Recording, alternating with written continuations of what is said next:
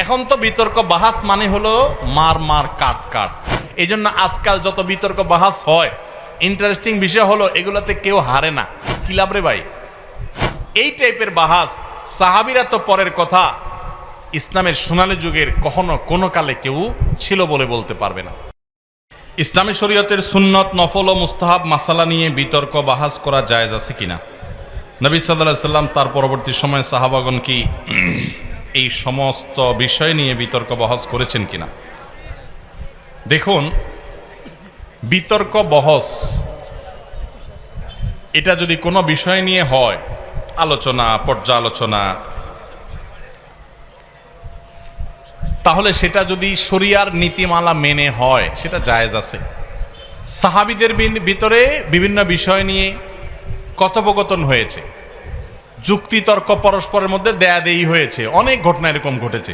একজন একটাকে বলেছেন, তার সপক্ষে তিনি যুক্তি দিয়েছেন, আরেকজন তার সপক্ষে তিনি দলিল প্রমাণ হাজির করেছেন। এটাকে আপনি বিতর্ক বলেন আর বাহাস বলেন, যে নামই বলেন, এগুলো সাহাবীদের মধ্যে ছিল। কিন্তু আজকাল বিতর্ক বাহাসের নামে যেগুলো হয়, এইরকম ফরম্যাট সাহাবীদের মধ্যে ছিল বলে আমার জানা নেই। এখন তো বিতর্ক বাহাস মানে হলো মার মার কাট কাট। মুসলমানদের সর্বাঙ্গে ব্যথা, হাজারটা বিপদ, হাজারটা সমস্যা। এর মধ্যে আমরা দেখা যায় ছোটখাটো বিষয় নিয়ে এমনভাবে বিতর্ক বসায় লেগে যায়, এমনভাবে গ্রুপিং করতে লেগে যায় যে মনে হয় ইসলামের সবচেয়ে বড় সমস্যাই হলো এগুলো। এমনি তো যে কোনো মাসআলা নিয়ে আলোচনা হতে পারে, পর্যালোচনা হতে পারে, দলিল দেওয়া, পাল্টা দলিল দেওয়া হতে পারে। সেটা একটা শালীনতার মধ্যে, সেটা একটা ভদ্রতার মধ্যে, সেটা সময়, সেটা বিভিন্ন উসুল, নিয়ম নীতি এগুলো মেনে হতে পারে। কিন্তু আজকাল এগুলো বেশিরভাগ ক্ষেত্রে হয়ে গেছে ইগোর কারণে। এগুলো আমাদের অনেকটা জেদ খেদের বিষয় হয়ে গেছে। এখানে হক অন্বেষণ করার চাইতে জেদ খেদটা বেশি গুরুত্বপূর্ণ হয়ে গেছে। এই জন্য আজকাল যত বিতর্ক বাহাস হয়, ইন্টারেস্টিং বিষয় হলো এগুলোতে কেউ হারে না। কেউ হারেনি। কোনো বাহাসে কেউ হারছে শুনছেন আজ পর্যন্ত? সব পক্ষই জিতে, সবাই মনে মনে খুশি। হ্যাঁ, আমরা জিতে গেছি, আমাদেরটা হক প্রমাণ হয়ে গেছে। আরেকজন বলে আমারটা হক প্রমাণ হয়ে গেছে। কি লাভ রে ভাই? ভাইরা আমার, বহস শব্দের অর্থ হলো অনুসন্ধান করা। সত্য অনুসন্ধান করার চেষ্টা যদি থাকে, তো এই গতানুগতিক এখনকার যে আজকাল মার মার কাট কাট টাইপের বাহাস, বিশেষ করে বাহাসে লাঠিসোঁটা নিয়ে যায় অনেকে, আছে না নেই? আহারে মুসলমান, এই টাইপের বাহাস সাহাবীরা তো পরের কথা, ইসলামের সোনালী যুগের কখনো কোনো কালে কেউ ছিল বলে বলতে পারবে না। আল্লাহ তাআলা আমাদের সবাইকে ইখলাসের সাথে কোরআন হাদিস চর্চা করার তৌফিক দান করুন। কেন করছি আমি? উদ্দেশ্য কি? আমার মধ্যে ইগোটাই কাজ করছে কিনা, জেদটাই কাজ করছে কিনা, খেদটাই কাজ করছে কিনা, এটা আমার অ্যাটিটিউড থেকে অনেক সময় প্রকাশ পাবে।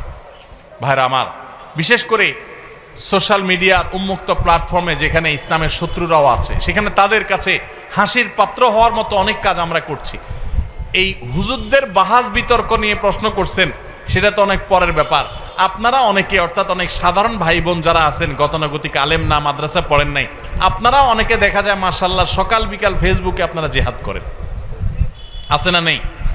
এই মাসআলা নিয়ে জিহাদ, ওই মাসআলা নিয়ে জিহাদ, এই হুজুরের পক্ষের লোক ওনার পক্ষে জিহাদ করে, আরেক হুজুরের পক্ষের লোক তার পক্ষে জিহাদ করে, ওই হুজুর পক্ষের লোক আরেক হুজুরের গোষ্ঠী উদ্ধার করে, সওয়াবের কাজ মনে করে। আছে না নেই? আল্লাহ তাআলা আমাদেরকে হেদায়েত দান করুন, বলুন আমিন। ভাইরা আমার, ডক্টর খন্দকার আব্দুল্লাহ জাহাঙ্গীর রহমতুল্লাহ আলাইহি একটা কথা বলতেন। স্যার বলতেন, দেখেন, আমরা হুজুররা গন্ডগোল করবো, এটা আমাদের ব্যাপার। আপনারা সাধারণ মানুষ কি দুঃখে এখানে ঢুকে নিজের ঈমান আমল নষ্ট করতে আসেন? কেন কেন আপনি কোন হুজুরের পক্ষ নিয়ে এসে আরেক হুজুরের গালি দিয়ে নিজের ঈমান আমল নষ্ট করতে আসেন? কে শিখেছে আপনাকে ইসলাম?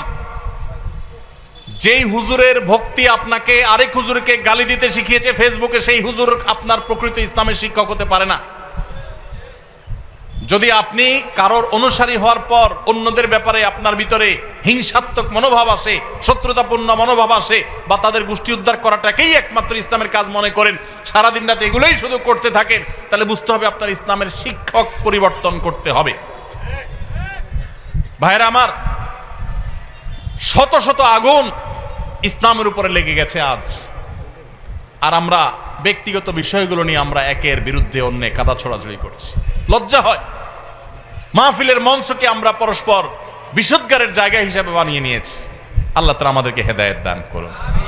আপনারা সাধারণ মানুষ অন্তত আল্লাহর হস্তে এই সমস্ত কাদা ছড়াছড়ি পাল্টা পাল্টি কাজকর্মে নিজেদেরকে নিয়োজিত করবেন না। আপনার কাছে যেটা সঠিক মনে হয় আপনি সেটা আমল করেন, আল্লাহর কাছে দোয়া করেন, আল্লাহুম্মা আরিনাল হাক্কা হাক্কাও ওয়ারযুকনা ইত্তিবাআহ ওয়া আরিনাল বাতিলা বাতিলাও ওয়ারযুকনা ইজতিনাবাহ।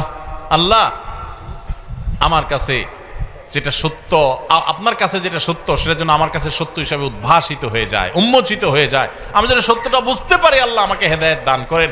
ইহদিনাস সিরাতাল মুস্তাকিম। আল্লাহর কাছে বিশেষ দোয়া করেন, চোখের পানি ফেলেন। আপনি যদি সত্যটা উপলব্ধি করতে পারেন আপনি অহংকারী হবেন না, আপনি বিনয়ী হবেন। আজকাল দেখা যায় বেশিরভাগ বাহাস বিতর্ক আমাদেরকে অহংকারী করে দেয়, আমাদেরকে বিনয়ী করে না। এমন বাহাস বিতর্ক আপনারা কখনো শুনছেন কিনা যায় না, আমি কখনো শুনি নাই যে ভাস বিতর্কের পর, অর্থাৎ আমাদের সমাজে ভাস বিতর্ক হয় সচরাচর, এগুলো কথা বলছি, যে ভাস বিতর্কের পর কেউ না এক পক্ষ বলেছে যে যাক আলহামদুলিল্লাহ আমি আমার ভুলটা বুঝতে পেরেছি, আমি আসলে ভুলের মধ্যে ছিলাম, সরি, আমি আমার প্রতিপক্ষ ভাইয়ের কথাটা মানছি কারণ আমার কাছে সত্য মনে হয়েছে। এরকম শুনছেন কখনো? এই জন্য বলছে যে বিতর্ক বাহাসে কেউ কোনোদিন হারে না, এবং সেখানে সত্য খুব কমই জিতে, তার্কিক জিতে। যার তর্কের গলার জোর, চাপার জোর যত বেশি, বেশিরভাগ সেই জিতে। ঠিক না বে ঠিক? এগুলো নাজায়েজ আমি বলছি না, শরিয়ার গণ্ডিতে উসুল মেনে যদি হয় অবশ্যই হতে পারে, কিন্তু সেগুলোতে সৌন্দর্য থাকা উচিত। খুব দুঃখজনক বিষয়, ইসলামের গুরুত্বপূর্ণ একটা বিষয় হলো আখলাক। সে আখলাক আজ আমাদের নিজস্ব মুসলমান ভাইদের সাথে আমরা দেখাতে পারছি না। ভিন্ন মতের মুসলমান, সেও তো আমার ভাই, দিন শেষে কেন তাকে আমি শত্রু মনে করব? আল্লাহ আমাদের সবাইকে উদারপন্থী মুসলমান হওয়ার তৌফিক দান করুন, ধৈর্যশীল সহনশীল মুসলমান হওয়ার তৌফিক দান করুন, আখলাকওয়ালা মুসলমান হওয়ার তৌফিক দান করুন। শেষ প্রশ্ন, আমার এই রমজানের তারাবি নামাজের প্রতি 2 রাকাতের তাশাহুদ দুরূদ শরীফ ঠিকমতো পড়ে শেষ করতে না করতে ইমাম সাহেব সালাম ফিরিয়ে ফেলতেন। বেশিরভাগ সময় আমি দোয়া মাসুরা পড়তে পারি নাই, সালাম ফিরিয়ে ফেলেছি, এতে কি আমার তারাবির নামাজ আদায় হবে? নামাজ হয়ে গেছে ইনশাআল্লাহ, যদি আপনি দোয়া মাসুরা পড়তে পারেন নাই। কিন্তু ইমাম সাহেব যদি এত বেশি তাড়াহুড়া করে, ইমাম সাহেবের নামাজের পর একটু চা পানি খাওয়াইয়া বুঝাবেন, হুজুর আমি তো পারি না, একটু আস্তে পড়েন না। একটু চা পানি খাওয়ালে দেখবেন হুজুর ইনশাআল্লাহ আস্তে পড়া শুরু করে দিছে।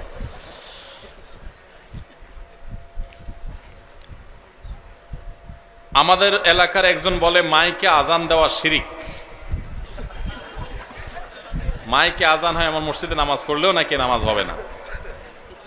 ভাই, শিরকের মানে কি? শিরক মানে হলো আল্লাহর সাথে কাউকে কি করা? শরীক বানানো, পার্টনার বানানো, শেয়ার বানানো। মাইকে আজান দিলে আল্লাহর সাথে কিভাবে কারোর সাথে শেয়ার হয়? এই যদি এরকম কথা যদি কেউ বলে থাকে, উনি শিরক শব্দের অর্থই বুঝে নেই। বুঝতে পেরেছেন তো? মাইকে আজান জিনিসটা কি? এই যে আমি কথাটা বলতেছি, কথাটা শুধু মাইকের মাধ্যমে আপনাদের পর্যন্ত চলে যাচ্ছে, এই তো, আলাদা কিচ্ছু না। তো মাইকে কথা বলা, মাইকে আজান দেওয়া, এগুলো জায়েজ হওয়ার ব্যাপারে পূর্বে পশ্চিমে উত্তরে দক্ষিণে সারা পৃথিবীতে উল্লেখযোগ্য কোনো আলেমের কোনো দ্বিমত নাই, কোনো দ্বিমত নাই। অতএব এটা নিয়ে নতুন করে সংশয় তৈরি করা, এটা মূর্খতা ছাড়া আর কিছুই নয়। যদি কোনো ভাই এটা বলে থাকেন, আল্লাহ তাদেরকে হেদায়েত দান করুন, আমরা দোয়া করি।